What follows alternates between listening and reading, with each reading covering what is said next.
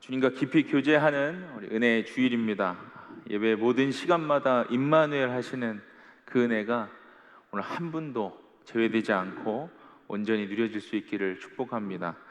특히 오늘 주시는 이 말씀을 우리가 함께 묵상할 때에 에베소서에서 주신 말씀처럼 우리가 구하거나 생각하는 모든 것에 더욱 넘치도록 능히 부으시는 그 그리스도의 능력이 우리 각 사람 위에 충만할 줄 믿습니다.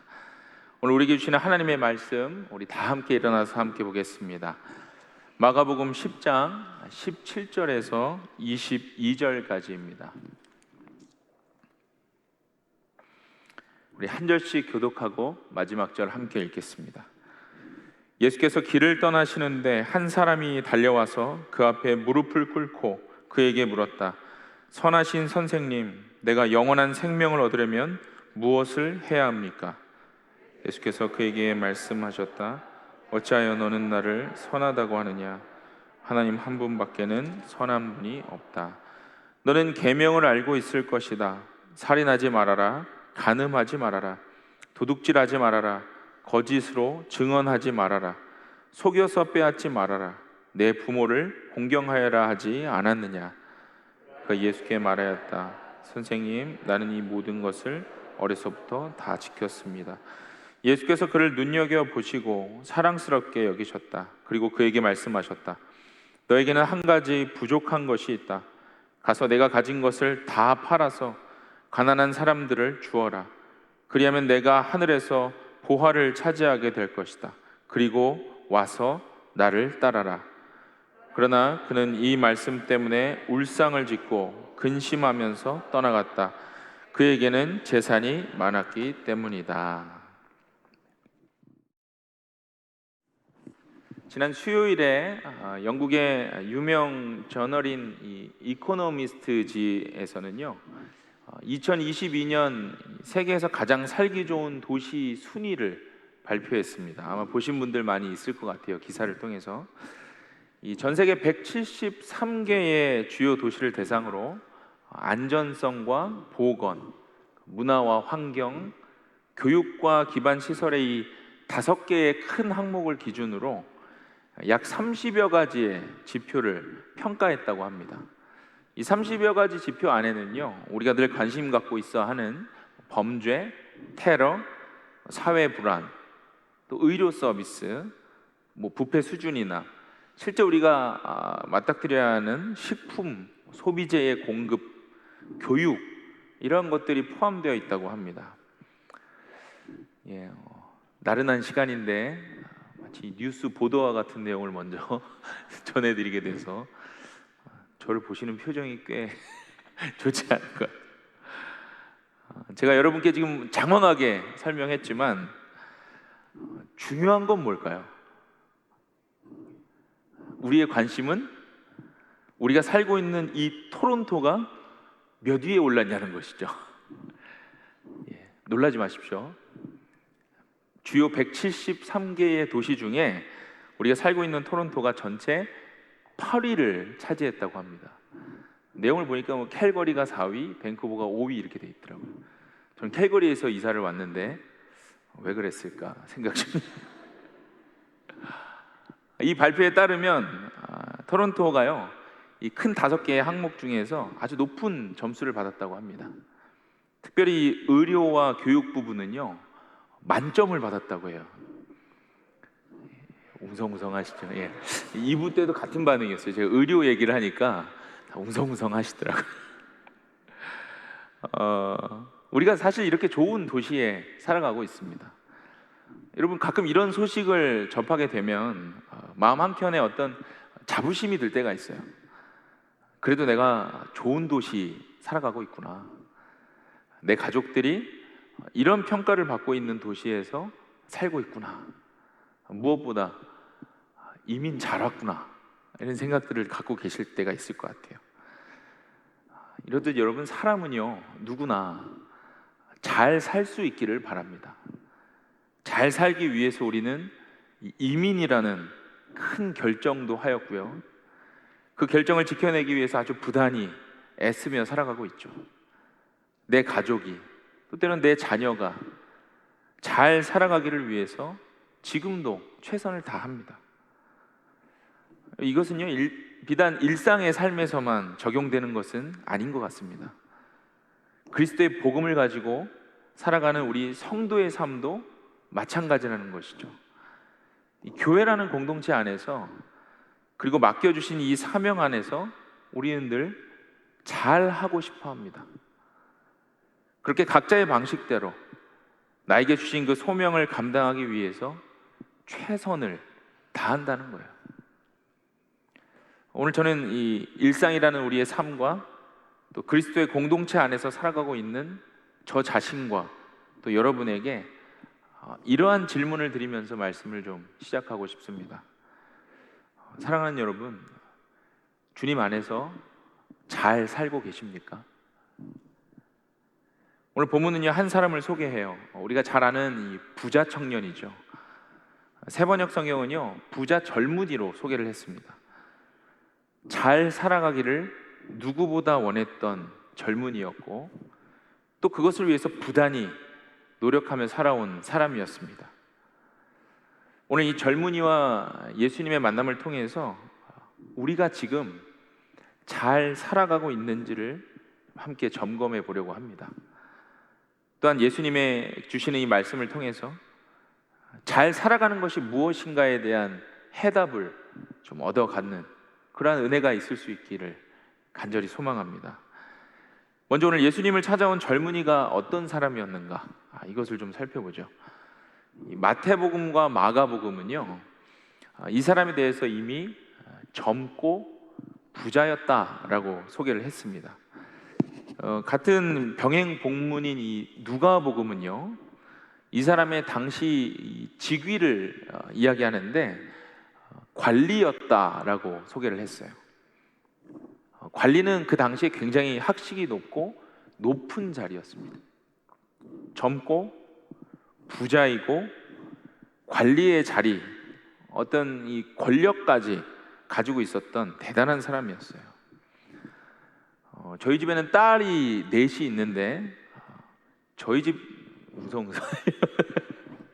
저희 집 같은 상황이라면 두 손 들고 환영해야 되는, 우리 옛날 어르신들 말로 버선발로 달려나가서 모셔와야 하는 그런 조건을 가지고 있었던 아주 보기 드문 스펙을 가진 사람이었습니다.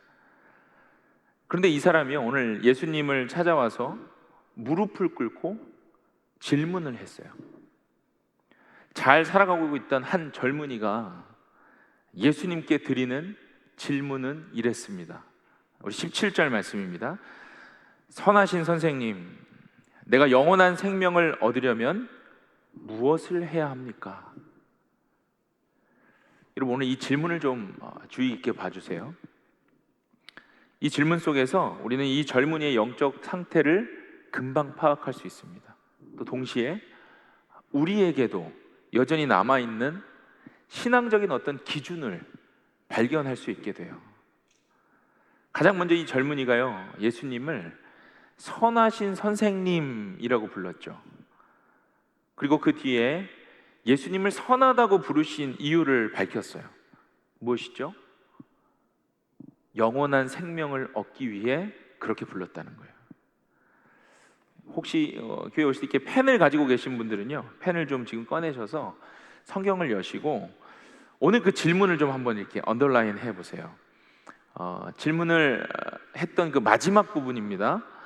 영생을 얻으려면 무엇을 해야 합니까? 이 부분에 좀 이렇게 언더라인을 좀 쳐보시면 좋을 것 같아요. 여러분, 무엇을 해야 합니까? 라는 질문에서요, 오늘 이 젊은이의 신앙적인 기준을 발견할 수 있습니다. 그 기준을 잘 표현한 말이에요. 이 표현대로라면 오늘 등장한 이 젊은이는요, 무언가 하는 것에 익숙한 사람이었습니다. 이 젊은이가 잘 살아가고 있다고 여기는 기준은요, 무엇을 해야 하는 것에 있습니다. 그래서 예수님을 선한 선생님으로 부르고 있죠. 그동안 예수님이 일으키셨던 많은 이 복음서의 기적을 이미 다 소문으로 듣고 찾아왔기 때문에 예수님의 행하신 일들이 선한 일이다라고 여기고 있어요. 그런데 문제가 있습니다. 무엇이 문제일까요?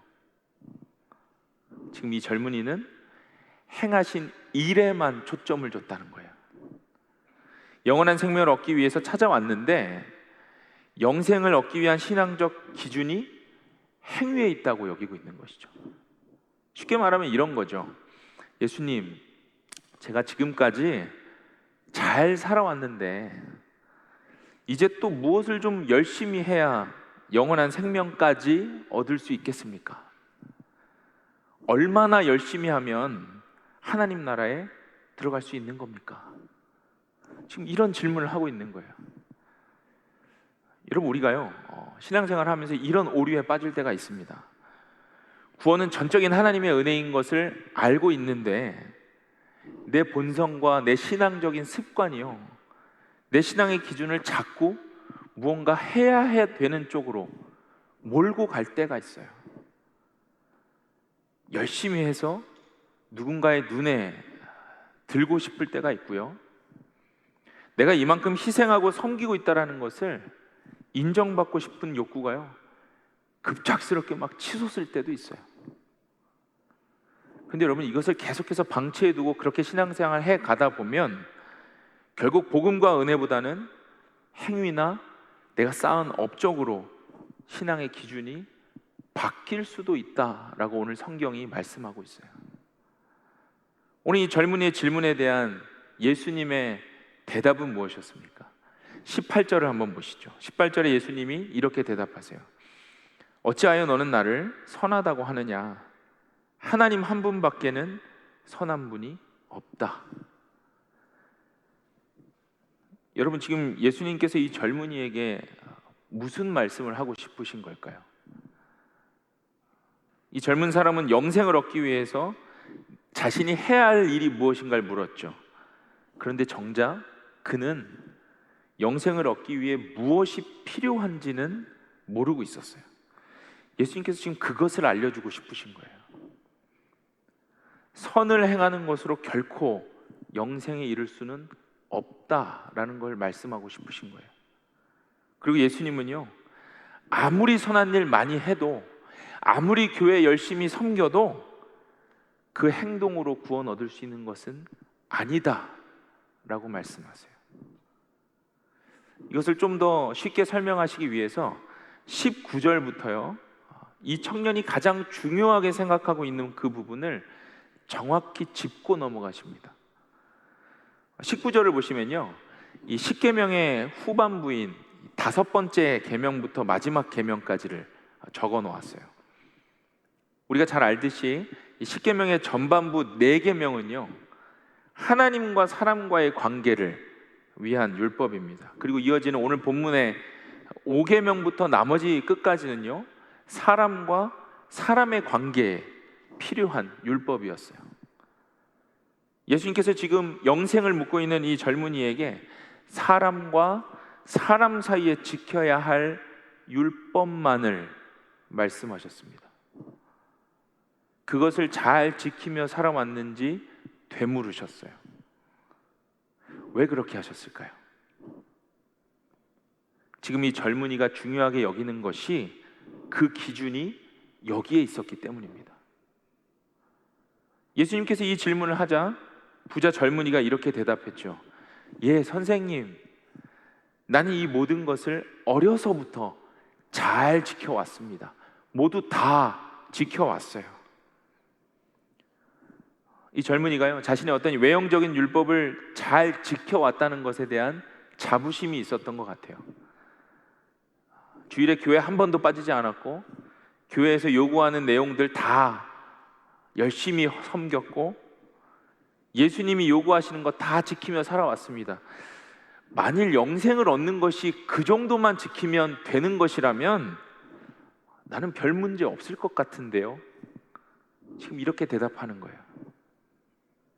예수님께서 이런 젊은이의 상태를 아주 정확하게 짚어내셨어요. 그리고 이 젊은이가 율법을 주신 이유를 모르고 있다는 것을 깨닫게 해주고 싶으셨어요. 이것이 오늘 본문 말씀의 핵심입니다. 여러분, 이것을 이해하기 위해서 우리가 율법이 무엇인가를 좀 생각해 봐야 돼요. 여러분, 율법은 무엇입니까? 좀 더 쉽게 질문할게요. 매주 예배를 와야 하는 것은 무엇 때문입니까? 여러분, 교회에서 주일뿐만 아니라 신앙생활을 할 수 있도록 제시하는 그 방법들을 지켜야 하는 이유가 무엇일까요? 왜 주일학교 시절부터 지금까지 우리는요, 그 외워지지도 않는 십계명, 그 작은 글씨들은요 정말 외우기 힘들어요. 그 십계명을 외우게 하셨을까요? 우리가요, 여러분, 율법이라고 하면 늘 먼저 이 부정적인 생각을 갖게 돼요. 바리새인들을 떠올리고요, 또 율법으로 정죄하던 이전의 사람들을 우리 기억에서 떠올리죠. 제가 어릴 때요, 주일에 그날 날씨가 너무 더워서 아이스크림을 하나 혼자 사갖고 왔어요. 쭈쭈바라고 혹시 아시는지 모르겠어요. 그걸 하나 탁 까서 교회 앞에 계단에 앉아서 시원하게 아이스크림을 먹고 있는데요, 뭔가 뒤에서 쎄한 느낌이 있는 거예요. 누군가 제 뒤통수를 탁 때리면서 이렇게 얘기하셨어요. 거룩한 주일에 누가 돈을 쓰나? 계속 그렇게 얘기하시더니, 목사들이 주일에 돈을 써? 너 주일에 계속 이렇게 돈 쓰면 하나님한테 혼난다. 제가 초등학교 때 그 얘기를 듣고요, 아직까지도 주일에 지갑 여는 게 너무 힘들어요. 이 트라우마가 생겼어요. 여러분, 이러한 경험이 율법으로 우리에게 다가오면요, 율법에 대한 부정적인 생각을 갖게 되어 있어요. 그런데 여러분, 율법은요 그런 것이 아니에요. 율법은 그런 용도로 사용하라고 주신 것이 아닙니다. 우리에게 십계명을 주신 이유가 있어요. 이 계명이라는 잣대를 통해서 우리가 죄인인 것을 깨닫게 하기 위함입니다. 십계명을 계속 우리가 보면서, 또 우리가 매주 주님께 드리는 이 예배와 말씀을 통해서 내가 불완전한 존재이고 주님의 은혜가 필요한 존재임을 깨닫게 하는 것이 바로 율법의 역할입니다. 그래서 여러분, 율법을 지키는 것이 중요한 것이 아니에요. 평생 주일 한번 어기지 않고 예배 나와서 앉아 있는 것이 중요한 것이 아닙니다. 내 스스로는 완전히 지킬 수 없다는 것 인정하고 주님의 도움이 필요하다는 것을 깨닫는 것이 중요한 거예요. 완전할 수 없기 때문에 결국 예수 그리스도의 그 전적인 은혜가 내 삶에 필요하다는 것을 깨닫는 것이 율법의 역할이고 우리가 매주 예배를 나오는 이유입니다. 그런데 오늘 이 청년의 대답을 보세요. 선생님, 제가요 이 모든 것 어려서부터 다 지켰습니다. 저 잘하고 있어요. 계명을 주신 이유와 목적을 전혀 모르고 있는 거예요. 그런 젊은이의 대답에 예수님께서요 이런 제안을 하셨죠. 21절 말씀입니다. 우리 21절 말씀을 다시 한번 다 함께 합독하겠습니다. 예수께서 그를 눈여겨보시고 사랑스럽게 여기셨다. 그리고 그에게 말씀하셨다. 너에게는 한 가지 부족한 것이 있다.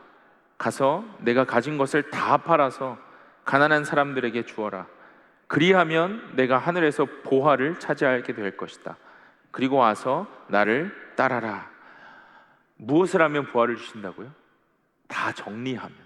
여기서 말하는 보화라는 이 헬라어 단어는요 영생과 같은 단어예요. 사람들을 향해서 철저하게 율법을 지켰다고 자부하던 이 젊은이에게 예수님은 더 중요한 것이 필요하다고 말씀하셨어요. 그것은 하나님을 먼저 사랑해야 한다는 것입니다. 지금 젊은이를 향한 예수님의 제안은 이런 거예요. 지금 너에게 가장 중요한 한 가지가 부족한데 그것은 하나님을 사랑하는 마음이야. 지금 네가 가지고 있는 부와 잘 살아가고 있다라는 그 생각이 하나님보다 더 큰 주인이 되어 있구나. 나와 함께 영원한 생명을 정말 누리기 원한다면 내가 너의 삶에 들어갈 수 있는 자리를 마련해다오. 너와 나의 관계가 사랑으로 다시 회복되어져서 네가 지금 중요하게 여기는 그 부와 그 삶의 가치를 뛰어넘을 수 있으면 좋겠구나. 지금 예수님께서 말씀을 통해서요 우리에게도 그렇게 부탁하고 계십니다. 우리를 영원한 생명으로 인도하시기 위해서 이미 십자가의 고통을 참으셨던 그 그리스도의 사랑이 무엇인지를 가장 먼저 회복할 수 있어야 한다고 부탁하고 계세요. 여러분, 그리스도인으로서 잘 산다는 것이 무엇이겠습니까?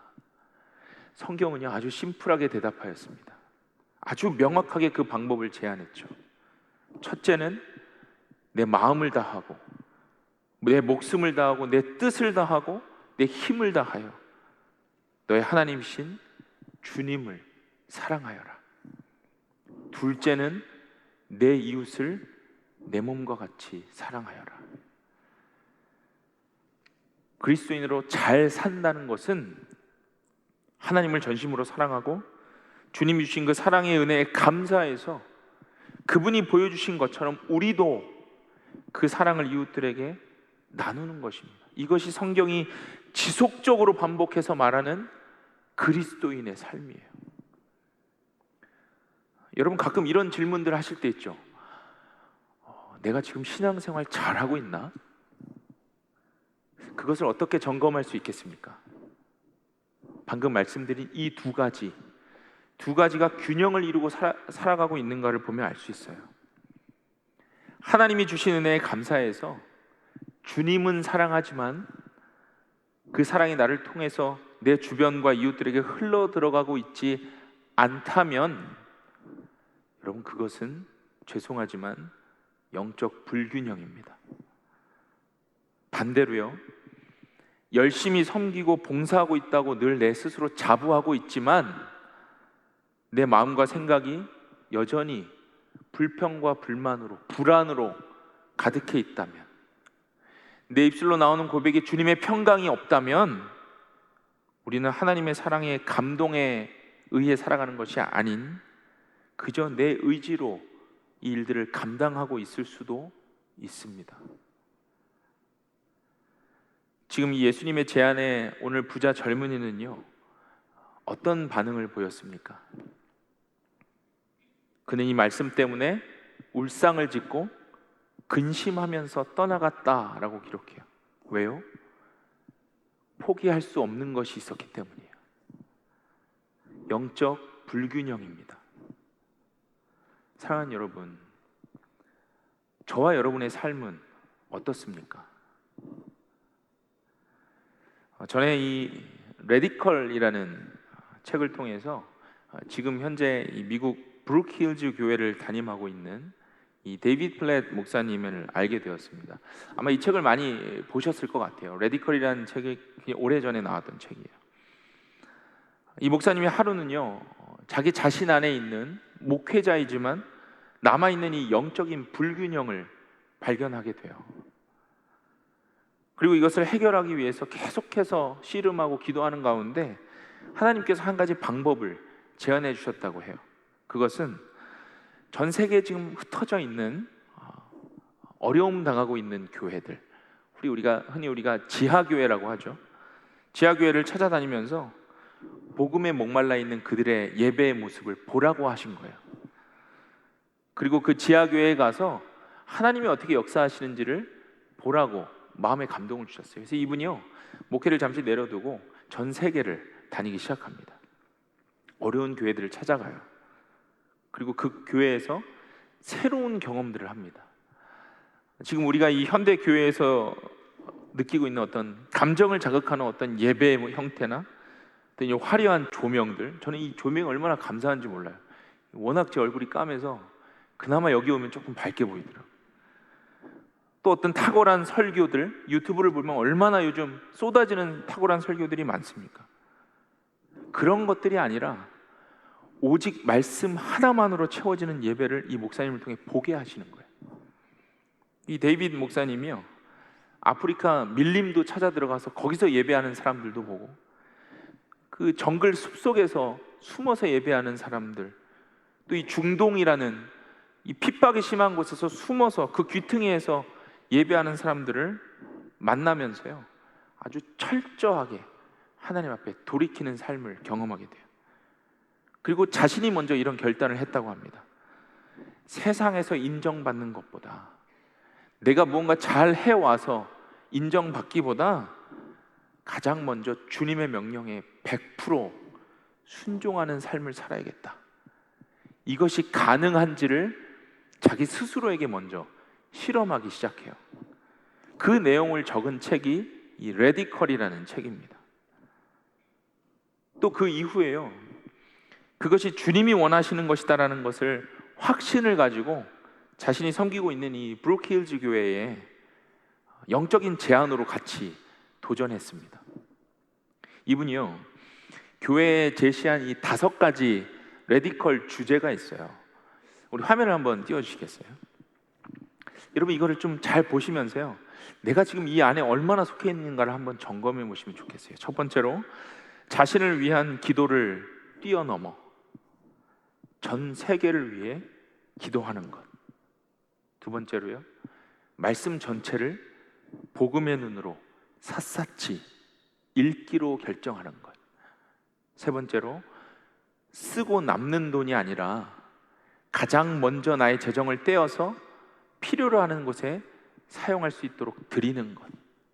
네 번째로, 이런 재정이나 기도 후원뿐만 아니라 단기 선교나 또 재정이 안 된다면 내 주변의 고아원 이런 곳에 가서 봉사하면서 자신을 필요로 하는 그곳에 찾아가서 직접 몸으로 섬기는 것. 마지막으로요, 복음적인 교회, 그러나 어려운 교회들을 찾아가서 나에게 주신 은사를 헌신하는 것. 여러분, 몇 가지나 포함되어 있으십니까?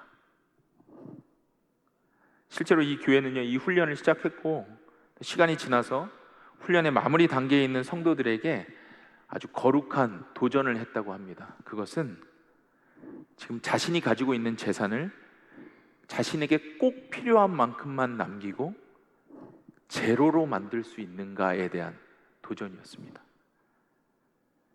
자신이 삶을 영위할 수 있을 정도만 남기고 나머지 모든 재산을요, 힘들어하고 도움이 필요한 이웃들에게 나눌 수 있을 것인가. 훈련 막바지에 있는 사람들이 그렇게 도전했다고 해요. 그러나 분명한 조건이 있었습니다. 그것은 그리스도의 사랑을 분명하게 경험한 사람, 그리고 그것에 감사해서 마음으로 자원할 수 있는 사람들에게만 허락한다라고 조건을 달았다고 해요. 놀라운 것은요, 그 제안을 받은 많은 성도들 가운데 흔쾌히 자신의 재산을 하나님의 일을 위해 내어놓는 일들이 일어나기 시작했다는 거예요. 여러분, 이것이 쉬웠을까요? 제가 어제 이거 보면서요, 계속 제 스스로에게 질문했어요. 넌 할 수 있니? 제 자아가 그렇게 대답하더라고요. 아니. 이 질문을 하면서요, 제 머릿속에 여러 가지 일들이 계속 지나가는 거예요. 파노라마처럼 당장 우리 아이들 내일 내야 할 학원비, 할부값, 전기세, 이거 어떡하지? 걱정부터 제 머릿속에 지나가기 시작하는 거예요. 여러분, 쉬운 일 아니에요. 자신이 피땀 흘려 모은 재산, 집, 나를 지탱해주고 있던 이 삶의 터전을 모두 제로로 만든다는 것, 그리고 전적으로 하나님만 의지하고 살아가겠다고 결정하는 것은요, 쉽지 않습니다. 그런데 실제로 이 교회의 한 이 의사 부부가요, 자신의 재산을 정리하겠다고 결정했다고 해요. 그리고 그것으로 교회에서 정해준 선교지를 돕기 시작합니다. 물론 자신이 해야 할 삶의 사명도 계속 감당하고요. 그런데 이 사명을 감당하는 가운데에 부부간에 오랫동안 힘들었던 그 깊은 골이요, 그 앙금들이 조금씩 사라지는 것을 경험하게 됐다고 해요. 이 이야기를 들으시면서 우리가 분별해야 될 게 있습니다.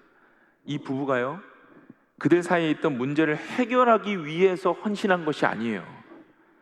그것은 이미 하나님께 맡긴 후였습니다. 그런데 하나님께서 기대치 않았던 일들을 역사하시는 거예요. 이 교회에 한 싱글맘이 계셨다고 해요.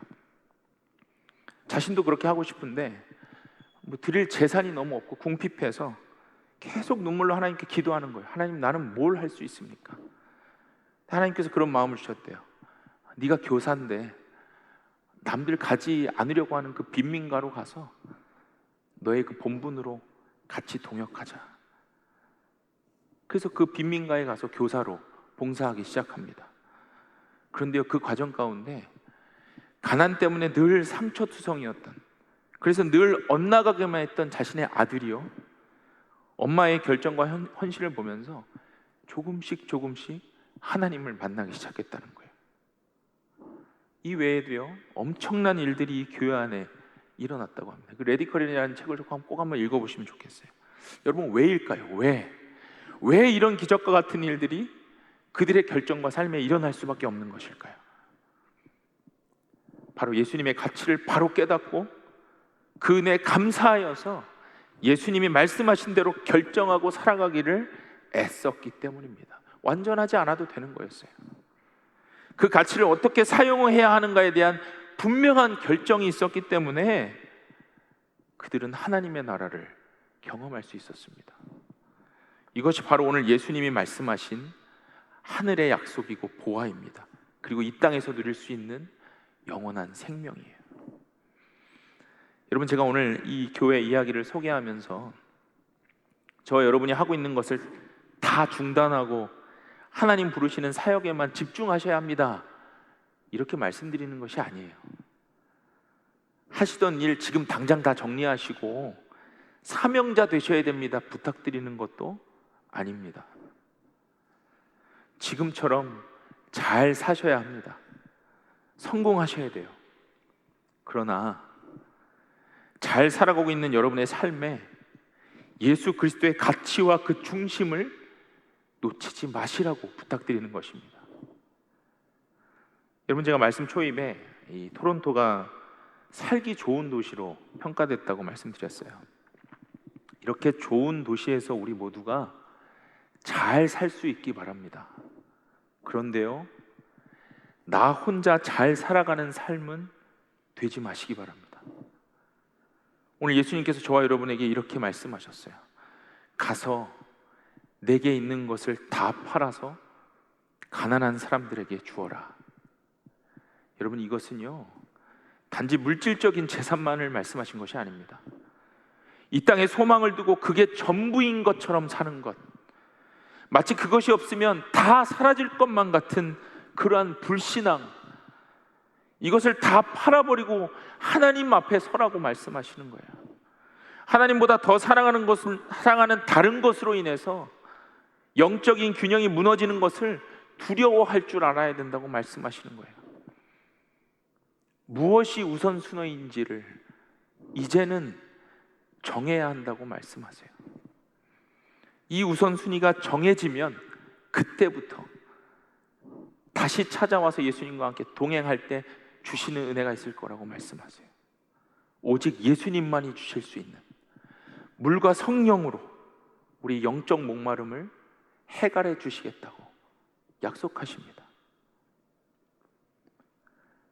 오늘 말씀을 마치면서 다시 한번 저 자신과 여러분에게 질문하고 싶습니다. 사랑하는 여러분, 그리스도 안에서 잘 살아가고 계십니까? 어떤 기준과 가치를 가지고 살아가고 계십니까?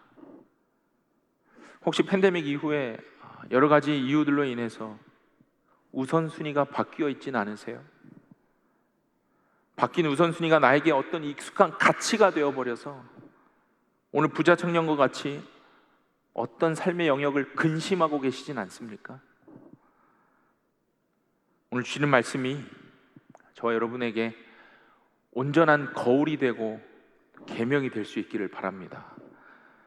말씀에 여러분, 내 삶을 비춰보세요. 정직하게 내가 지금 잘 살아가고 있는가? 주님 없이 가능한 것이 없다라고 고백할 수 있는가?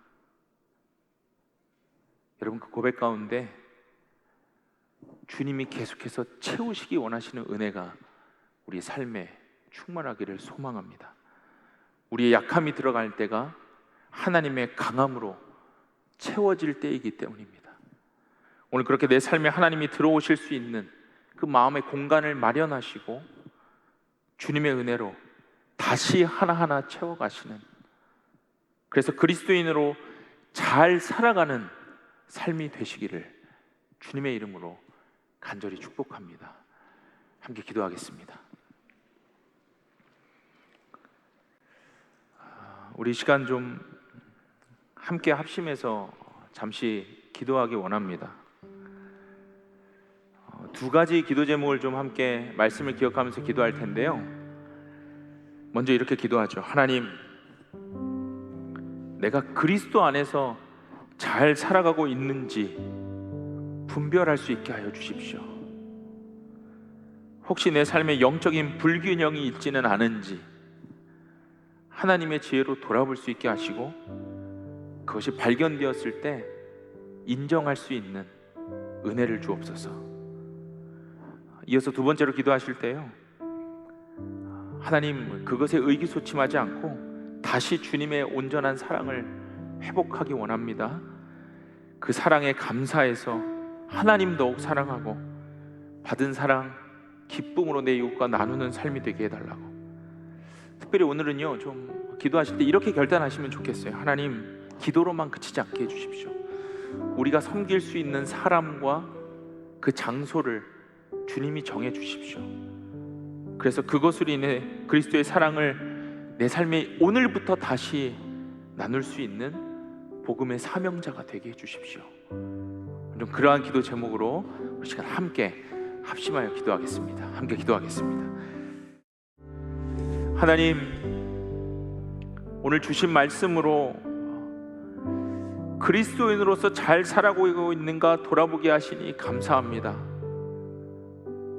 때로 어떤 영역에는 내가 잘 살아가고 있지, 내가 주님 앞에 충성하였지, 자부심을 느끼고 살아갈 때가 있었습니다.